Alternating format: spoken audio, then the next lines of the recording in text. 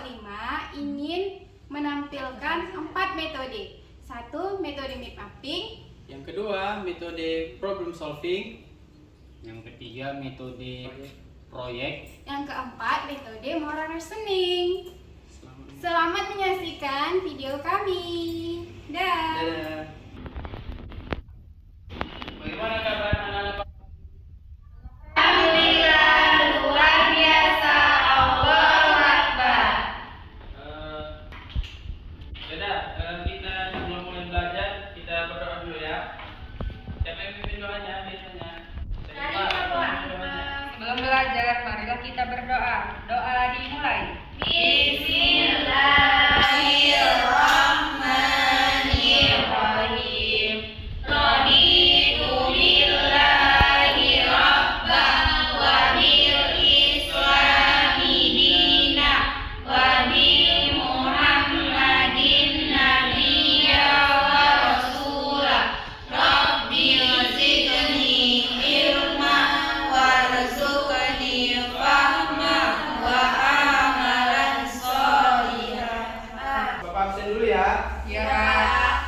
Dilia, Ayo Pak. Lofi, Ayo Pak. Syarifah, Ardila, Ayo Pak. Aulia, Ayo Pak. Winda, Ayo Pak. Windy, Ayo Pak. Sheila, Ayo Pak. Ulan. Nggak ada.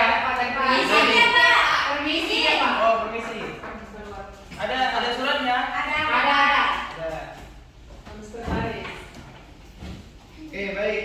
Kita pada pagi hari ini akan belajar tentang fikih, yaitu fikih sholat. Ya, pada pagi hari ini Bapak akan membawakan materi tentang jamak. Apa itu jamak Pak? Ada yang tahu apa itu sholat jamak? Enggak Pak. Enggak Pak. Jelaskan, Pak. Enggak tahu Ada yang tahu? Pak. Sholat jamak itu artinya menggabungkan dua waktu sholat dalam satu waktu. Misal seperti sholat zuhur digabung dengan sholat asar. Itu sholat jamak ini terbagi menjadi dua. Yang pertama jamak takdim. Jamak takdim ini adalah sholat jamak yang dilakukan di awal waktu. Takdim ini artinya awal. Jadi kita melakukan sholat jamak itu di awal waktu. Waktu sholat. Sholat Jumat. Boleh tidak dijamak? Boleh Pak. Kalau kita melakukan jamak takdim, maka Di Allah. Di maghribnya Pak. bagaimana kita melakukannya? Maghrib Pak. Di sholat maghrib. Maghrib dengan isya.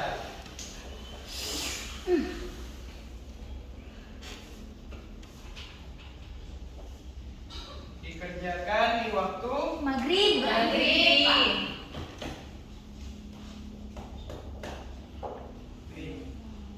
Nah, yang kemudian ada jamak takhir. Tadi awal ini akhirnya Pak. Ya. Takdim. Nah, jamak takhir ini sholat jamak yang dilakukan di Akhir. akhir waktu. Di dua waktu sholat digabung di satu waktu. Jamak takhir ini dilakukan di akhir waktu sholat. Misal seperti sholat zuhur, Asar. Jadi zuhur ini dengan akhir Pak. asar. Berarti asar, Pak. Zuhur dengan asar. Jika kita melakukan jamak takhir, maka di waktu mana kita melakukannya? Asar. Ya, sesuai dengan namanya takhir. Dikerjakan di waktu asar. Kalau maghrib dengan isya bagaimana? Di Isya Pak. Ya, maghrib isya. dikerjakan di waktu Isya. Nah, ini ya. Kalau kita menjamak takhir sholat maghrib dan isya, maka kita melakukannya di waktu Isya. Isya. Berarti Pak, subuh kan? Ya, khusus untuk sholat subuh, karena syarat sholat jamak ini harus dua waktu yang berdekatan. Sholat zuhur dengan asar ini kan waktunya berdekatan. Maghrib dengan isya ini waktunya berdekatan. Subuh itu jaraknya, subuh jaraknya itu jauh, antara zuhur ke subuh juga jauh, asar ke subuh juga jauh, apalagi maghrib ke subuh dan isya ke subuh itu jauh. Makanya subuh ini sendiri dia tidak boleh dijamak. Kalau asar maghrib Pak, boleh Pak? Nah, kalau asar dengan maghrib dia sudah beda waktu. Di sini waktunya pada siang. Siang itu disebut dengan nahar dalam bahasa Arabnya. Kalau maghrib itu sudah masuk waktu malam. Iya, betul. Nah, jadi kalau untuk sholat maghrib itu waktu yang berdekatan. Kan tadi kita berbicara tentang sholat jamak. Jamak ini artinya menggabungkan dua waktu sholat dalam satu waktu. Nah, sholat zuhur dengan asar itu berdekatan, tetap pada waktu siang. Nah, maghrib dengan isya itu waktunya malam. Maghrib dengan isya ini waktunya malam, jadi jaraknya berdekatan.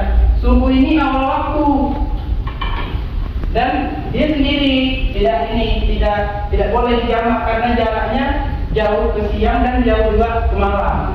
Untuk sholat subuh tidak boleh dijamak. Ya, jadi sampai sini paham anak-anak bapak tentang sholat jamak takhir dan sholat jamak takhir. Berarti subuh dinamakan apa itu Pak? Kalau nggak ada jamak. Coba. Syarat sholat jamak.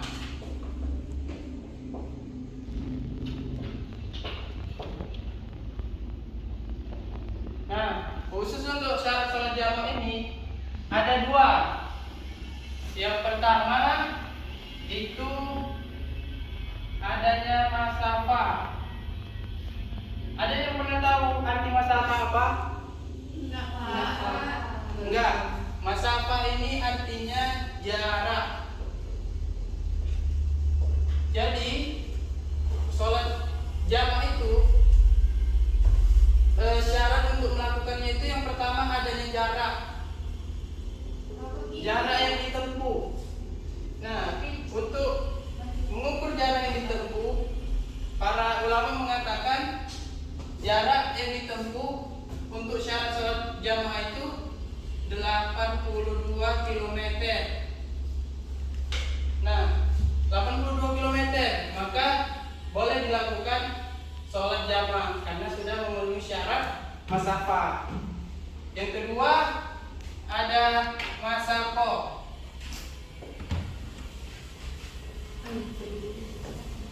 Ada yang tahu arti masako apa? Masak di dapur Pak. Bukan, itu masako. Ada yang tahu? Tidak. Jadi masako ini artinya kondisi yang menyulitkan.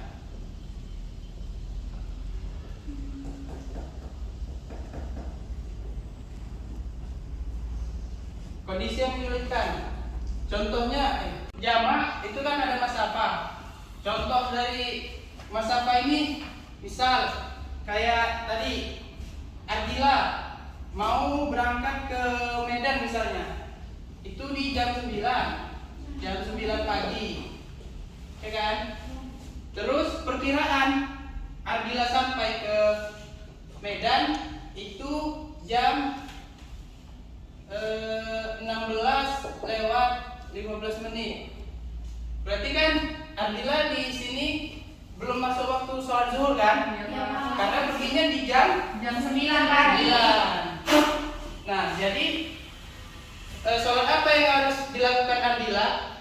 Jamak takhir. Jamak takhir, ya betul. Ini jamak takhir ya. Ya. Nah, dari keberangkatan Ardila tadi yang sudah menempuh jarak 82 km, maka terpenuhilah syarat sholat jamaah. Ini ya, ini contoh dari masafah. Kemudian syarat yang kedua itu ada masakoh. Masakoh ini kondisi yang menyulitkan. Sudah siap? Oke, Bapak tanya ya, tadi semua Bapak tanya kan? Oke, untuk kelompok yang pertama, silakan jawab dua pertanyaan ini. Siapa perwakilannya?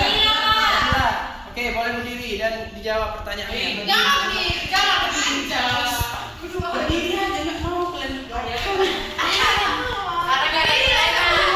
Udah, coba Ardila dijawab. Kami dari kelompok 1 ingin menjawab pertanyaan Bapak yang nomor 1 itu, jika seorang pergi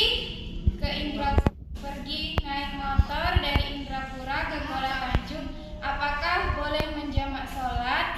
Tidak boleh, Pak, karena yang Bapak jelaskan di sana kan tentang syarat sholat jamak itu terbagi dua, musafah dan masakoh. Masafah dan masakoh. Sedangkan jarak antara Kuala Tanjung dan Indrapura itu sangat berdekatan, tidak termasuk dari jamak syarat sah jamak masafah jarak 82 km, Pak. Oke. Ya. Jawaban yang kedua, soal yang kedua. Jika seorang menjamak sholat asar dengan maghrib, apakah sholatnya sah? Tidak, Pak, karena kan Bapak tadi sudah menjelaskan maghrib itu bukan zuhur itu sama asar di waktu. Ya, karena waktunya sudah berbeda. Oke, itu dari kelompok pertama. Jawabannya benar. Kelompok kedua jawab. Saya perwakilan dari kelompok 2 akan menjawab pertanyaan nomor 1. Jika seorang pergi naik motor dari Indrapura ke Kuala Tanjung, apakah boleh melakukan jamak? Tidak boleh, Pak, karena jaraknya dekat, cuma sampai setengah jam paling. Ya, karena tidak memenuhi masalah tadi ya. Jamak. Oke, pertanyaan nomor 2. Jika seorang menjamak sholat asar dengan maghrib, apakah sholatnya sah? Tidak sah, Pak, karena beda waktunya. Zuhur sama asar itu waktunya siang, sedangkan maghrib dan isya itu waktu malam. Oke, jawaban anak-anak Bapak sekalian itu benar ya. Untuk soal yang pertama itu tidak sah sholatnya karena tidak memenuhi syarat masafah dan masakoh. Yang kedua, jawabannya karena sholat asar dengan maghrib sudah beda waktu. Yang satu di waktu siang dan yang satu di waktu malam. Tugas yang kedua, Bapak minta untuk membuat peta konsep agar kita semua lebih paham dan mengerti tentang sholat jamaah. Buat peta konsep ya untuk anak-anak Bapak. Oke, bikin buat peta konsepnya juga per kelompok. Jadi untuk satu kelompok satu peta konsep. Oke, boleh dikerjakan sekarang. Oke, Bapak bagikan kertasnya ya untuk buat peta konsep.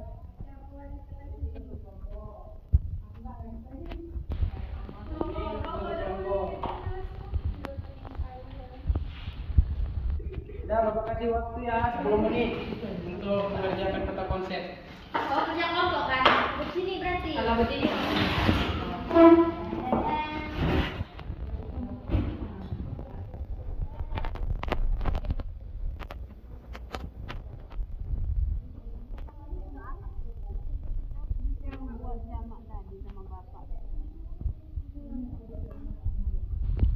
Ini Bu alat ini bacaannya.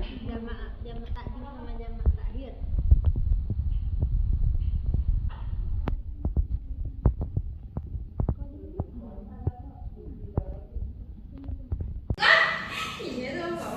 Oh iya, iya loh. Dan Kita juga nggak tahu.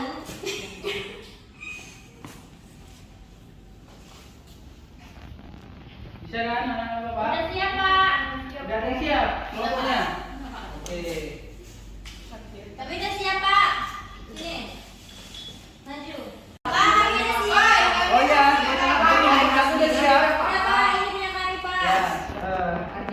Coba Bapak tengok ya.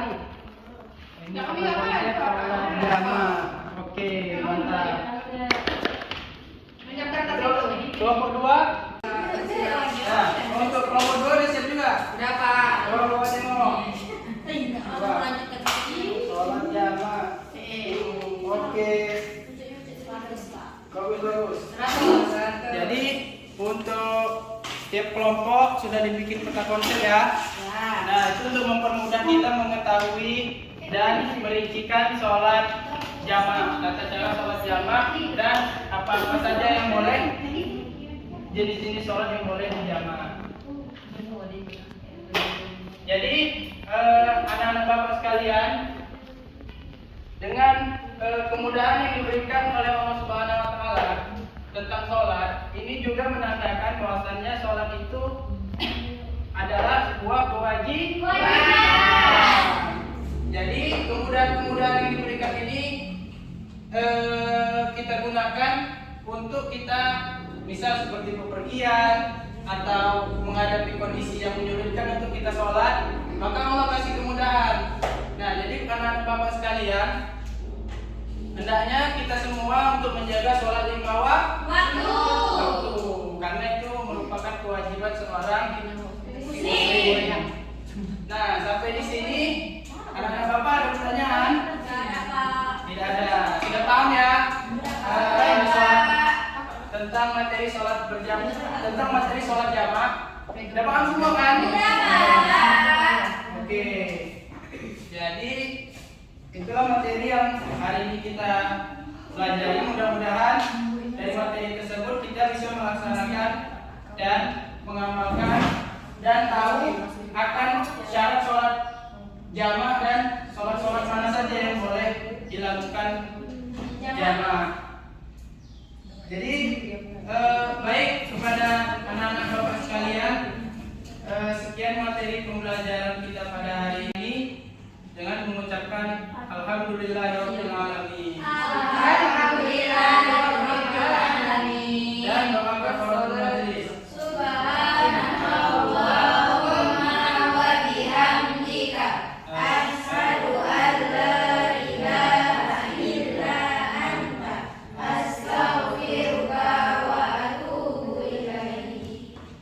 Oke, baik Bapak Saudari, assalamualaikum warahmatullahi wabarakatuh.